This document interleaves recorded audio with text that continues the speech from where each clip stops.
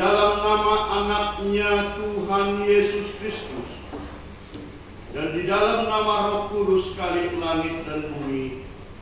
Amin. Marilah kita sama-sama mengucapkan doa. Ya Tuhan Allah, berkatilah kami dan sinarkanlah wajah-Mu bagi kami yang bersekutu di tempat ini. Amin. Kita angkat pujian dari buku nyanyian nomor 6 ayat 1 sampai ayat 2.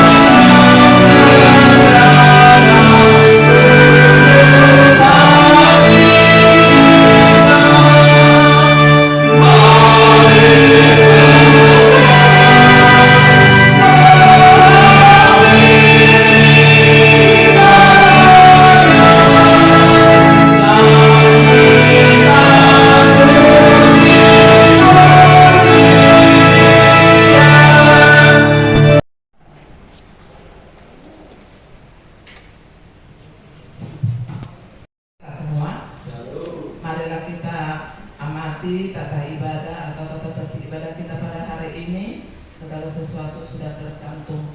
Mari kita perhatikan bersama-sama dari nomor 021-TI-PJ-HKIPP 6/2026 ditata ibadah Minggu Sabtu setelah Trinitatis atau Minggu 7 Juni 2026 yang bertema minggu kita hari ini, dunia dan segala isinya adalah milik Tuhan. Jadwal ibadah, kategorial dan latihan kor, vokal di gereja dan evangelisasi pertanian telah tercantum sebagaimana biasa. Bagian kedua, statistik kehadiran jemaat pada minggu lalu sudah tercantum juga di situ. Warta jemaat dan atau pengumuman. 1. Ibadah minggu dengan mengucap syukur kepada Tuhan. Dihimbau kepada semua agar semakin rajin beribadah di gereja serta mengikuti ibadah kategorial. Ibadah masuk pukul 10.30 dilayani oleh pendeta, pimpinan, dan unsur pimpinan Majelis Jemaat HKIP Penerangan. 2. Sarana dan prasarana pelayanan HKIP Penerangan. Pimpinan resort Majelis Jemaat HKIP Penerangan menyampaikan terima kasih banyak terhadap seluruh jemaat dan simpatisan yang bisa tetap hadir beribadah dan yang dapat berbagi tanda syukur melalui persembahan bulanan dan ucapan syukur atau janji iman. Doa kita, Tuhan semakin memberkati kita semua dengan seluruh yang kita kerjakan sesuai dengan kehendak Tuhan. 3. Tempat ibadah sebagaimana yang telah sudah kita ketahui dan telah diwartakan setiap minggu, kita masih tetap beribadah di tempat ini menunggu proses pendirian gereja kita HKIP Penerangan terrealisasi. Mari kita sama-sama berusaha agar rencana kita bisa terwujud atas pertolongan tangan Tuhan.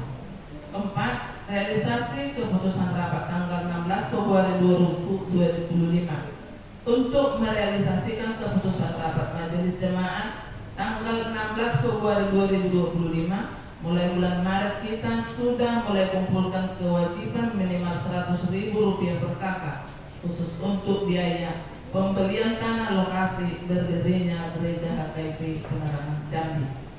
5. Ibadah kategorial atau pertanian kita akan laksanakan evangelisasi untuk hari Rabu 10 Juni 2026 di rumah kita masing-masing. Untuk jadwal berikutnya sesuai tabel di bawah agar dikoordinasikan ke majelis jemaat. Surat yang masuk. Persekutuan Gereja-Gereja di Indonesia PGI nomor 10 Undangan PGI Jambi 5/2026 hal dan undangan pertemuan Komisi Perempuan PGI Wilayah Jambi.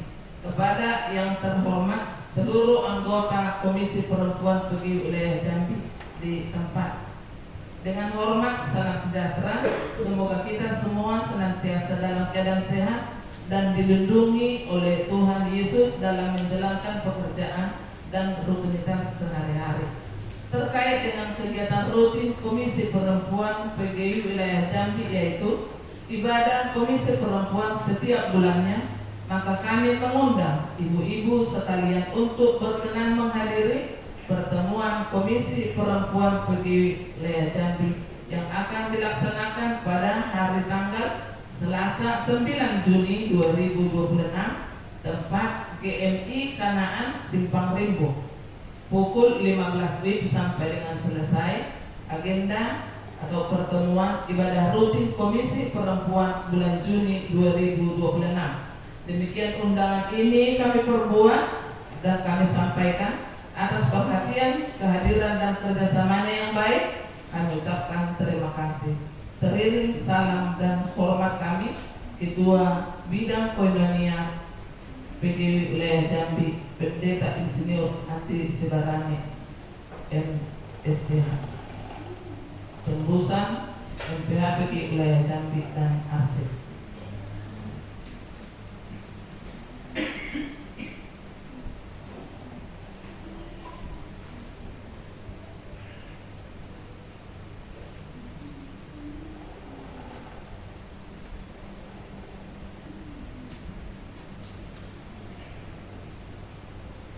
Ibadah Minggu tanggal 14 Juni 2026 kita akan laksanakan ibadah menggunakan bahasa Batak.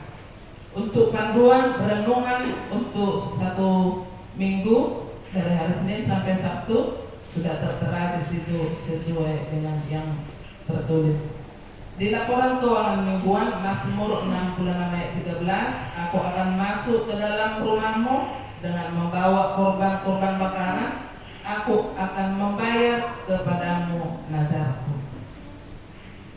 Keuangan kita yang masuk dalam 1 minggu sudah tertera di situ, serta uang pengeluaran kita juga dalam 1 minggu, serta rekapitulasi kas pembangunan usaha huriat dan daftar kewajiban jemaat perkaka. Ada tambahan tadi malam baru di WA keluarga sama kemarin sore juga untuk dibukukan di minggu depan tanggal 14, dan mereka mengucap syukur dan berdoa kepada Tuhan agar keluarga sehat selalu dan ditambahkan rezeki, antara lain 1. Nyonya B. Manoro, Situa RD Boro Sitorus, memberikan ucapan syukur kepada Tuhan melalui gereja kita jumlah Rp100.000, mengucap syukur kepada Tuhan untuk segala berkat kasih karunia-Nya untuk keluarga dan anak-anak diberkati Tuhan, dan Luciani selamat sampai di Jakarta tadi pagi. Yang kedua, dari keluarga Amang A. Serai Inang Guru Panjaitan, mengucap syukur kepada Tuhan melalui huria kita ini jumlahnya Rp100.000 karena merasakan jamahan dan campur tangan Tuhan, karena minggu yang lalu anak kita si Marcel Serai telah sembuh dan kembali ke rumah setelah dirawat 5 hari di rumah sakit. Tuhan semakin memulihkan kesehatannya dan rezeki keluarga dilancarkan. Begitulah tambahan yang dapat kami sampaikan untuk pembukuan jumlah keuangannya di minggu depan. Kewajiban perkaka yang bertambah dalam minggu ini, 1 keluarga Situa B. Manalu Inang Boru Siwotang untuk bulan Mei. Saldo kas kita semua sudah tertera di situ. Apabila ada salah penulisan dari nama, jumlah atau apa saja yang tidak sesuai dengan ketentuan yang sebenarnya, mari kita cepat berkoordinasi, saling memperbaiki untuk ke depannya. Tertulis di Amos 5:14, carilah yang baik dan jangan yang jahat, supaya kamu hidup. Dengan demikian Tuhan Allah semesta alam akan menyertai kamu seperti yang kamu katakan. Akhir kata, pimpinan resort, pimpinan jemaat dan seluruh parhalado, HKP Penerangan dan Jemaat mengucapkan selamat mengikuti ibadah dan memaparkannya, serta selamat ulang tahun bagi yang merayakannya seminggu yang lewat. Tuhan Yesus memberkati kita semua. Salam. Yang membawakan doa syafaat kita, kami persilakan kepada Amak Tuhan Hakanian.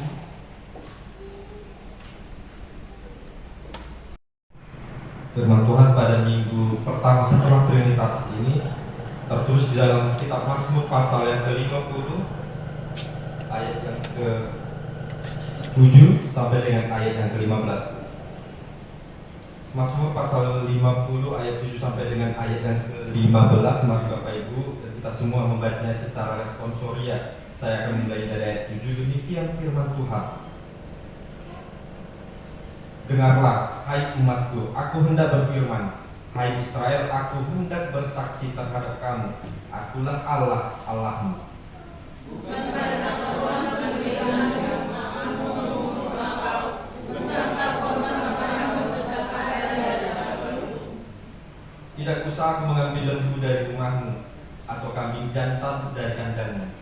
Sebab yang selalu dengan tanggungan dan dari bunyi yang hidup. Aku kenal segala burung di udara, dan apa yang bergerak di padang adalah dalam kuasaku. Jika aku lapar, tidak usah kukatakan padamu, sebab menyangkulah dunia dan segala isinya. Daging lembu jantankah aku makan, atau darah kambing jantankah aku minum? Persembahkanlah sesuatu sebagai korban kepada Allah, dan bayarlah dasarmu kepada Yang Maha Tinggi. Berserulah kepadaku pada waktu kesesakan, aku akan meluputkan engkau dan engkau akan memuliakan aku. Sampai sejauh pembacaan firman Tuhan, mari kita bernyanyi.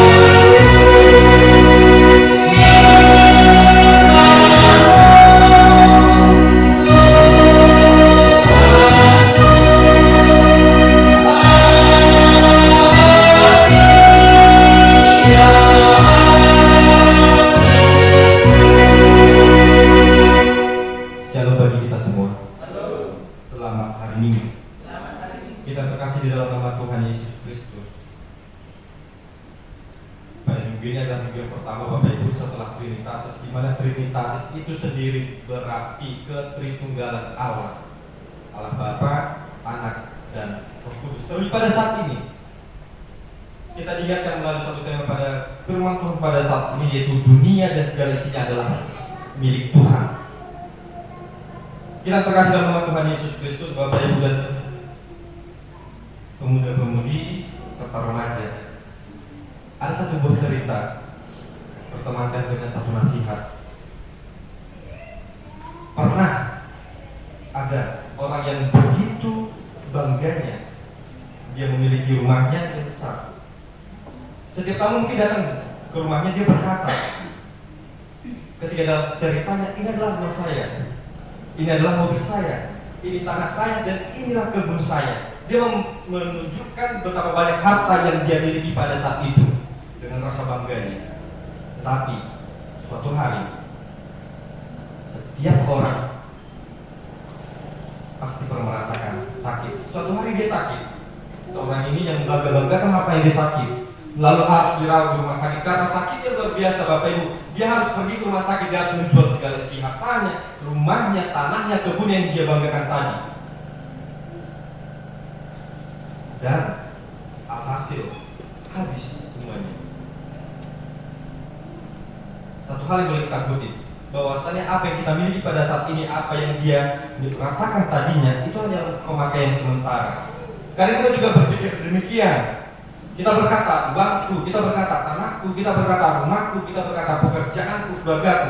Padahal dengan jelas Alkitab mengatakan pada saat firman Tuhan pada saat ini, dunia dan segala isinya adalah milik Tuhan.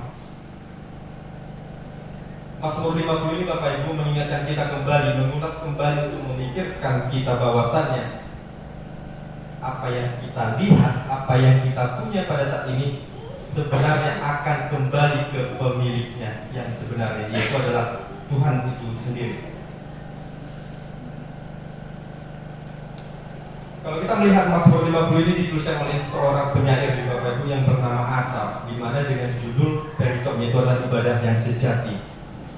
Karena pada masa itu bangsa Israel sangat rajin mempersembahkan persembahan korban persembahan di bait Allah. Namun masalahnya yang menjadi titik masalah dalam persembahan tersebut, mereka berpikir bahwasannya apa yang mereka persembahkan, apa yang mereka korbankan karena Allah memerlukannya, karena Tuhan memerlukan persembahan itu. Seolah-olah mereka menganggap Tuhan itu seperti manusia yang perlu dilayani, yang perlu diberi makan. Tetapi nyatanya tidak. Melalui Mazmur ini dengan jelas Asaf menegur cara berpikir yang salah tadi, pola pikir yang salah tadi. Tuhan ingin menunjukkan bahwa Dia adalah pemilik segala sesuatunya. Manusia tidak bisa membuat Tuhan berhutang budi kepada mereka. Berbicara mengenai persembahan,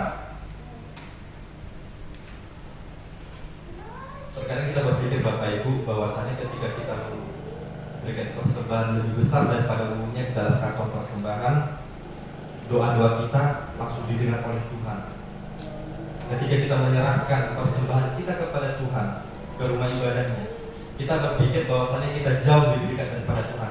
Tidak. Persembahan yang kita berikan, persembahan yang kita jatuhkan kepada kantong persembahan di setiap minggunya, setiap ibadahnya, itu bukanlah tentang apa yang kita berikan, tetapi itu adalah tempat untuk mengucap syukur karena segala sesuatu yang kita rasakan bersumber daripada Tuhan itu sendiri. Oleh karena itu, Mazmur ingin mengubah pola pikir bahwasanya Tuhan butuh persembahan kita. Tuhan tidak butuh. Tuhan tidak butuh persembahan kita. Dan ibadah yang sejati mengenai persembahan bukan tentang apa yang kita berikan, bukan tentang materi, bukan tentang barang, tetapi adalah hati kita untuk memuji serta memuliakan nama Tuhan. Itu adalah ibadah yang sejati. Terlebih pada saat ini Tuhan ingin mengingatkan kita bahwasanya Tuhan adalah pemilik dunia dan segala isinya. Tadi kan firman Tuhan dalam beberapa ayat dikatakan, sebab punyakulah segala binatang hutan dan ternak di gunung-gunung yang beribu-ribu. Artinya Bapak Ibu, Tuhan tidak berkurang suatu apapun. Yang justrunya berkekurangan adalah kita.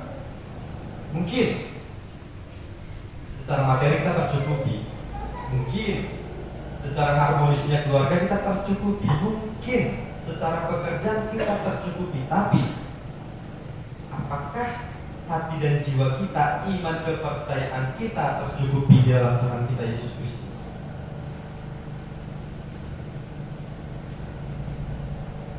Artinya sesungguhnya kita akan berkekurangan Bapak Ibu, bukan Tuhan itu sendiri. Tuhan tidak berkekurangan suatu apapun. Kalaupun Tuhan lapar, Dia tidak perlu meminta makanan kepada manusia. Dia bisa menciptakannya. Karena ada cerita demikian Bapak Ibu. Ada anak kecil berdoa sebelum makan. Dia mengatakan, Tuhan, terima kasih untuk makanan pada saat ini. Lalu adiknya berkata, kalau Tuhan yang kasih makanan, kenapa Tuhan tidak ikut bersama kita untuk makan? Sehingga mereka pun tertawa, dan tertawaan itu merupakan sama halnya demikian seperti cerita bangsa Israel. Israel berpikir seperti itu Bapak Ibu. Ketika mereka mengorbankan korban persembahan, mereka mengira korban itu merupakan untuk memberi makanan kepada Tuhan. Padahal Tuhan mengatakan dengan jelas, semua ini milikku. Apa yang ada di dunia ini adalah milik Tuhan. Secara teologis, Allah adalah pencipta langit dan bumi. Pada hari pertama Allah menciptakan terang, pada hari kedua, 3, 4, 5 sampai dengan hari yang ke-6 Allah menciptakan segala sesuatunya menjadi indah. Dan ketika Allah itu yang menciptakan, maka Dia itu sudah memilikinya. Contoh kecil, ketika kita membeli suatu barang, contoh buku. Saya membeli buku ini, apakah buku ini milik orang? Tidak. Buku ini adalah milik saya pribadi dan saling berkuasa. Namun, bisakah orang mengakui bahwasannya ini milik dia? Tidak bisa, karena dengan jelas ini saya yang memilikinya. Demikian juga dengan kita. Kita berkata demikian Bapak Ibu, ketika kita memiliki harta yang banyak sekali, ketika kita memiliki keluarga yang harmonis sekali, kita berpikir bahwasannya itu semua berasal dari kekuatan kita sendiri. Bahwasannya kita berpikir itu semua adalah hasil usaha kita. Nyatanya tidak, itu adalah pemberian. Dan kita memakainya itu sementara Bapak Ibu. Karena tidak ada manusia yang hidupnya abadi.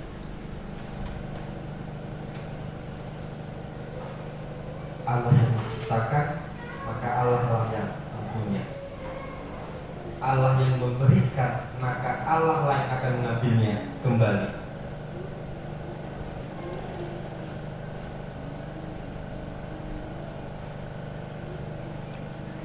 Sehingga Bapak Ibu, dalam konteks ini, dalam hal kepunyaan, dalam hal kepemilikan, tatkala timbul rasa kesombongan diri, yang berpikir, berprasangka itu semua adalah hasil usahanya.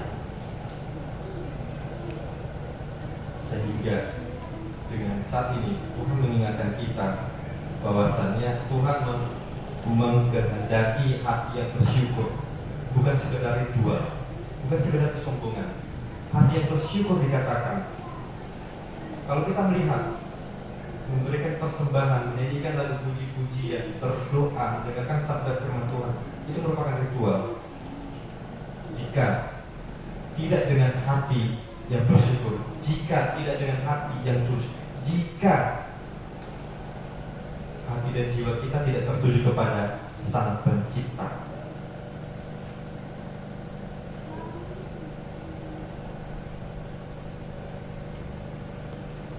dalam nats firman Tuhan ini mengatakan, masakan aku makan daging lembu jantan atau minum darah kambing jantan? Bapak Ibu dan kita yang terkasih, ini merupakan pertanyaan retoris yang tiada jawabannya. Tuhan sedang berkata, aku tidak membutuhkannya. Yang dia cari bukan tentang banyaknya korban, tetapi hati yang mengasihi dia. Mungkin kalau kita melihat bagaimana ritual bangsa Israel mempersembahkan korban syukuran, mereka harus melalui banyak tahap uji. Tidak boleh bercacat, tidak boleh bercela, tidak boleh ada luka sedikit pun, supaya dikatakan layak untuk dipersembahkan.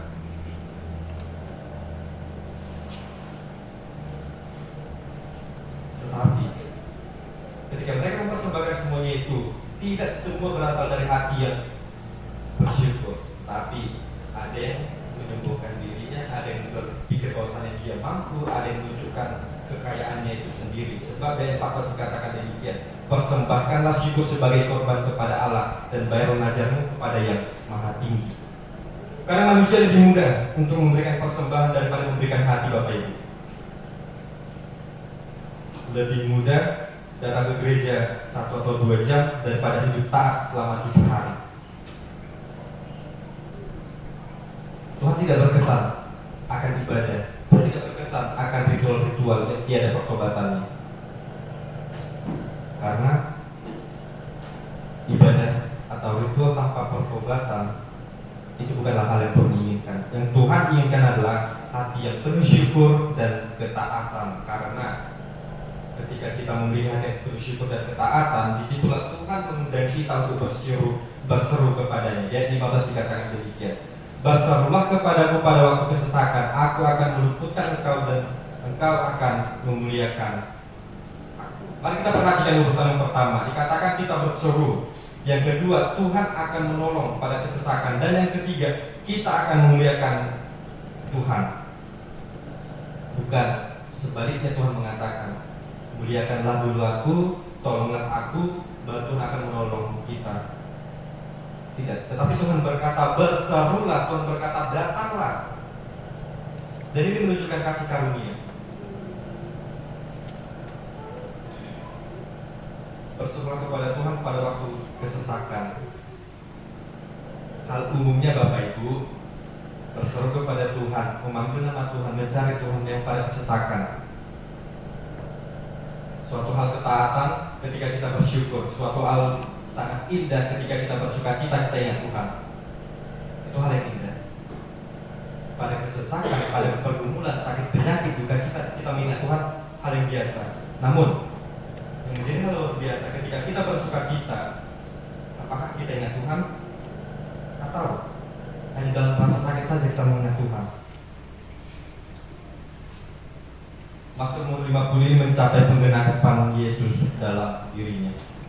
Mazmur 50 mencapai penggenapannya di dalam Yesus. Korban-korban dalam perjanjian lama tidak pernah benar dapat menghapus dosa manusia.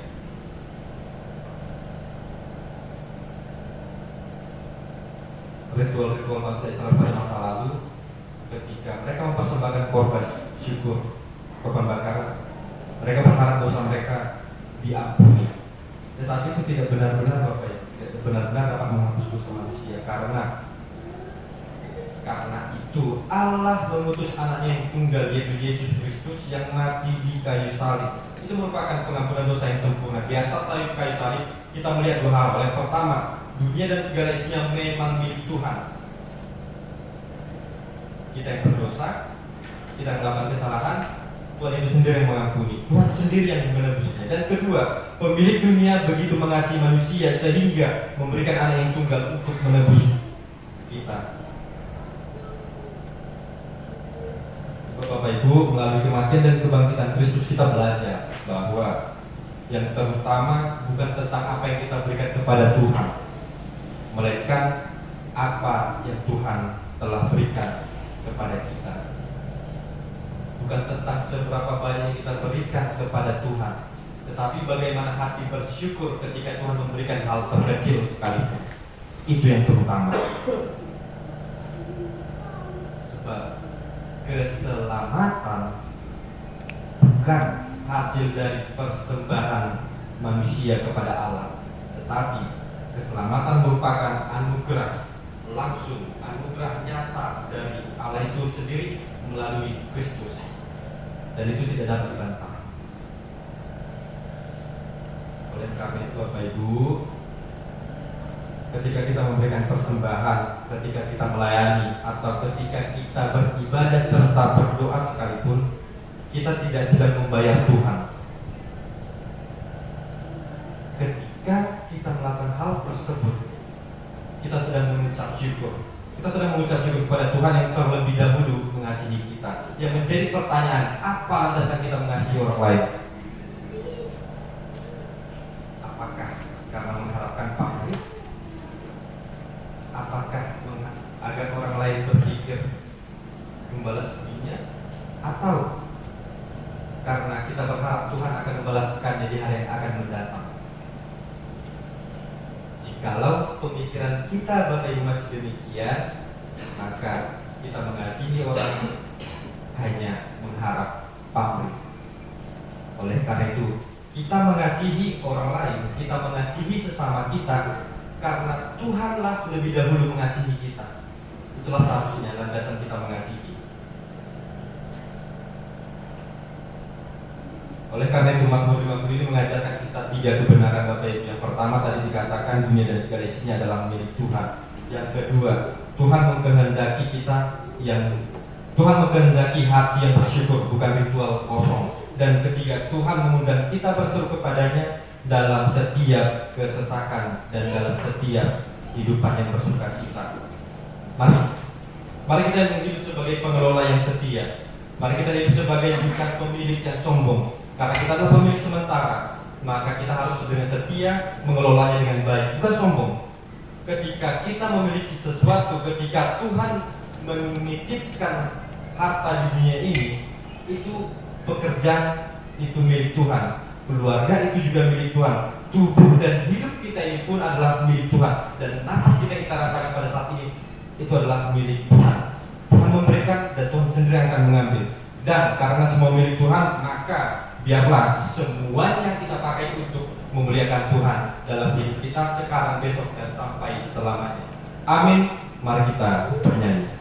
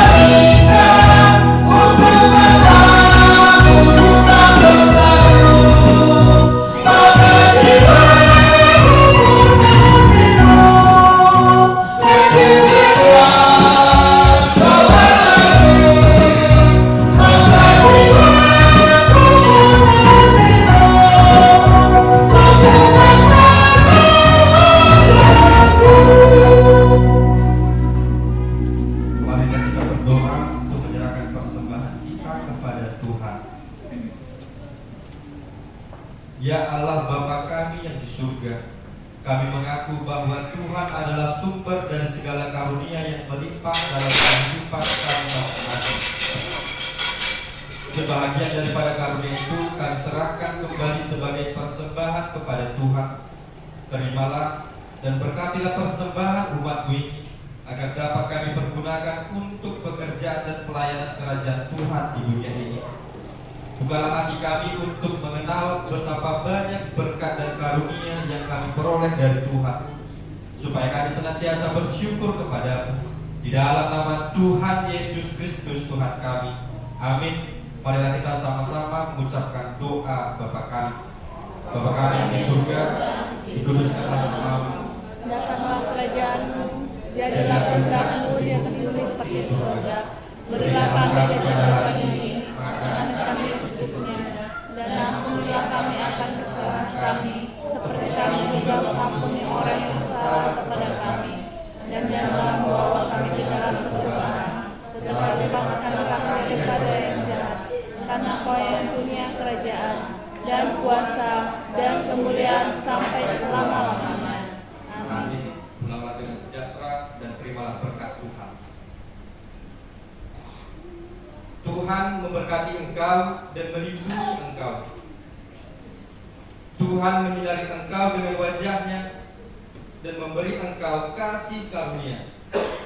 Tuhan menghadapkan wajah-Nya kepadamu dan memberi engkau damai sejahtera. Amin.